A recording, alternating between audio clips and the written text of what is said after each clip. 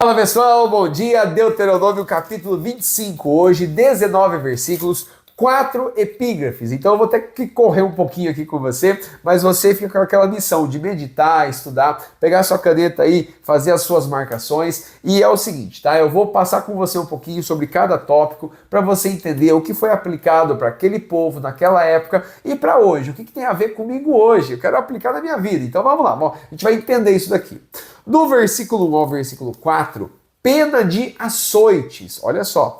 Do versículo 5 ao versículo 12, a obrigação de um homem se casar com a viúva do seu irmão, ou seja, a sua cunhada. Olha só, a gente vai entender isso aqui também, tá?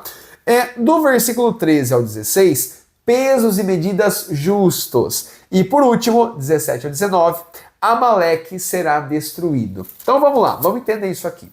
Para aquele povo, naquela cultura, naquela época, a gente sabe que a lei de Moisés ela era aplicada sempre com a orientação do Senhor, porque isso aqui não saiu de homens, pelo contrário, é do Senhor para Moisés relatar, escrever e orientar as pessoas. E agora, deixa muito claro isso aqui. Pena de açoites, que não era só a nação de Israel que aplicava, mas era todas as nações ao redor também. Só que o nosso Deus, ele tinha um sistema único de aplicar isso aqui. Primeiro, os critérios. Juízes julgarão. Por que uma pessoa merecia açoites? Porque era uma pessoa injusta que havia cometido algo de médio a grave situação. Então, um grau de rebeldia contra a palavra de Deus, um caso de crime contra o seu próximo. Então, tinha toda uma situação. O livro de Levítico, por exemplo, Números mesmo, a gente conversou sobre alguns detalhes e princípios, regras realmente que foram estipuladas para aquele povo naquela época.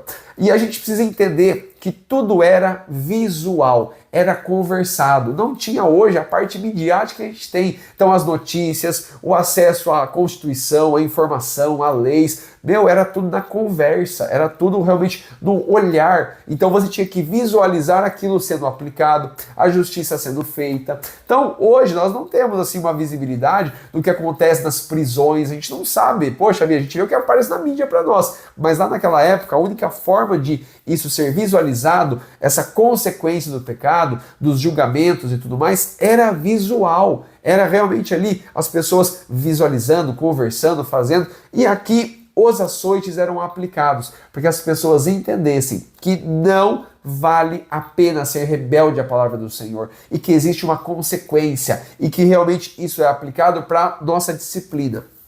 Então vamos lá, vamos entender isso aqui.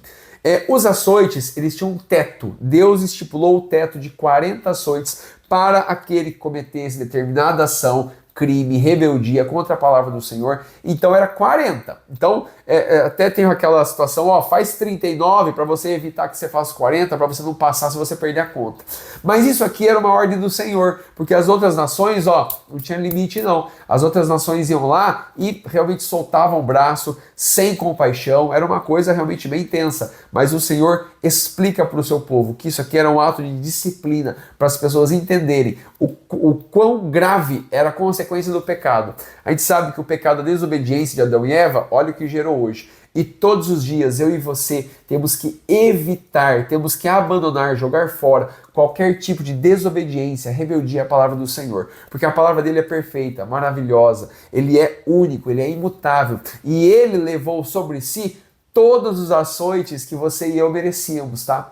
Então, esse é o foco dessa passagem para nós hoje. O Senhor Jesus levou sobre si todas as nossas dores, enfermidades. Então, os açoites que eu e você merecíamos, ele levou sobre si. Por isso que ele se sacrificou naquela cruz para nos dar a vida eterna. Então, seja muito grato ao Senhor Jesus, porque por amor ele sofreu por você e por mim, tá bom? Ele não merecia nada, ele era justo, mas ele pagou o preço para nos dar a vida eterna. Tá bom? Isso aqui é algo para você meditar. Segundo tópico, do versículo 5 ao versículo 12, a obrigação de um homem se casar com a viúva do seu irmão, ou seja, sua cunhada. Esse daqui a gente sabe que naquela época, naquela cultura, a mulher ela tinha que ser provida ali pelo homem, pelo seu marido. Então ela não tinha o papel que tem hoje. Então, ou seja, quando realmente ela acabava ficando viúva, o irmão do seu marido teria que se casar com ela para ter aquele sustento, porque senão ela ficaria desamparada, ela não conseguiria se sustentar por conta da questão da sociedade. Então Deus estipulou isso daquela forma, desses princípios, para realmente ter uma misericórdia com a viúva. E a gente vê que toda a Bíblia, ela nos mostra muito isso, sobre cuidar da viúva, né? Ser atento à viuvez das pessoas, para não desamparar isso. A questão familiar, Deus sempre esteve presente para cuidar do seu povo. Então, Ele te ama, não sei se você é casado, solteira, se você está viúva, se você é viúvo, eu não sei se você está sozinho na sua casa, não sei quantos anos você tem, mas o Senhor cuida de você, cuida da sua família. Isso Ele cuidava lá atrás e Ele cuida hoje, tá bom? Se você aí precisa de algo realmente da parte do Senhor para trabalhar na sua família, na sua casa, no seu sustento, dobre os seus joelhos, corra atrás da palavra de Deus e Ele vai te abençoar. O Senhor não está fechando os olhos para você não, pelo contrário, Ele está de olhos abertos, ouvidos abertos e Ele só quer que você se entregue de todo o seu coração, tá bom? Seja no seu casamento, seja aí se você é solteiro, não sei como que você está hoje, mas Deus sabe e Ele quer te abençoar, tá bom? Vamos lá, vamos entender os próximos pontos. Do versículo 13 ao 16, pesos e medidas justos. A justiça, pessoal, ela é algo lá de trás, de Gênesis, e ela é trabalhada até Apocalipse. Então, os justos, poxa vida, quem são os justos? Aqueles que buscam a palavra de Deus, buscam sempre aplicar o conhecimento do Senhor. E a gente vê muitas pessoas que eram justas aos olhos de Deus. Então, Noé foi visto assim, Jó foi visto assim, e tantas outras pessoas. Então, realmente a gente consegue visualizar que a justiça, quando é voltada para a palavra de Deus, ela nos traz a bênção que vem do Senhor, porque o próprio Deus está de olho nos seus justos. Então, isso aqui é maravilhoso. Vamos lá em Mateus capítulo 5, para você entender essa palavra onde Jesus fala das bem-aventuranças. Olha só que palavra maravilhosa. Mateus capítulo 5, eu nem pus meu marcador aqui, porque apareceu agora na minha mente, tá bom? Para você entender isso aqui. As bem-aventuranças, eu acho que é bem no comecinho do capítulo. Deixa eu ver aqui. Olha só, bem-aventurados os que têm fome e sede de justiça. Olha só, bem-aventurados aqueles que têm sede de justiça, porque eles serão fartos. Olha só, pessoal. E aí ele fala dos limpos de coração, ele fala dos pacificadores, dos que sofrem perseguição por causa da justiça, porque deles é o reino dos céus. Meu Deus, pessoal, olha só como a justiça ela está envolvida aqui. Isso aqui é fundamental você entender. Aqueles que têm sede de justiça serão fartos, ou seja, busque a justiça do Senhor, busque a palavra de Deus, ela é justa, ele é justo, e aqui é para você aplicar no seu negócio. Poxa vida, eu vou comprar e vou vender, mas eu vou fazer de uma forma diferente, aí, eu quero lucrar em cima disso, eu vou fazer... Não é assim que funciona. Seja justo nos seus negócios. Talvez Deus esteja cutucando você para isso. Você está burlando algumas coisas, você está deixando de pagar outras, você está querendo inventar moda aí, você está usando o seu CPF, seu CNPJ para outras coisas. Poxa vida, sabe? Dai a César o que é de César, mas dá a Deus o que é de Deus. Então, seja justo, porque o Senhor te enxerga, o Senhor abençoa o seu trabalho, o Senhor sabe do que você está passando, o Senhor sabe tudo o que você precisa antes de chegar na sua mente e no seu coração.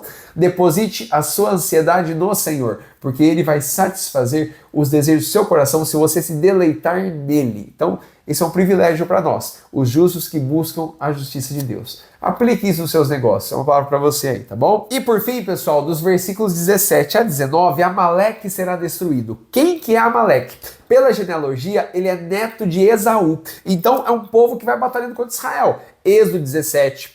1 Samuel 15 com o rei Saul, 1 Samuel 30 com o rei Davi, 1 Crônicas capítulo 4, e eles são exterminados completamente depois de muitas batalhas em Esther capítulo 7 a 9. A gente já sabe que os inimigos do Senhor serão destruídos, eles serão condenados. A palavra de Deus está aqui, final, clara, reta e direta. Mas qual é o nosso papel hoje? É o que Jesus ensina. Ame os vossos inimigos, interceda por eles, vença o mal com o bem. Assim como ele disse lá na cruz, Pai, perdoa-lhes, porque eles não sabem o que fazem. Eles me xingam, me insultam, me humilham, me batem, mas eles não sabem o que fazem. Perdoa-lhes, Pai. Eu e você temos que ter essa mesma ação. É muito difícil, mas interceda pela sua família que é contrária aos princípios do Senhor. Interceda pelos seus amigos que são contrários à palavra de Deus. Interceda, porque é muito fácil a gente interceder e amar os que nos amam também, mas é muito difícil interceder por aqueles que são contrários à palavra de Deus. Esse é o desafio para todo cristão. Pensa nisso, tá bom? Nos vemos no capítulo 26. Um grande abraço, Deus abençoe.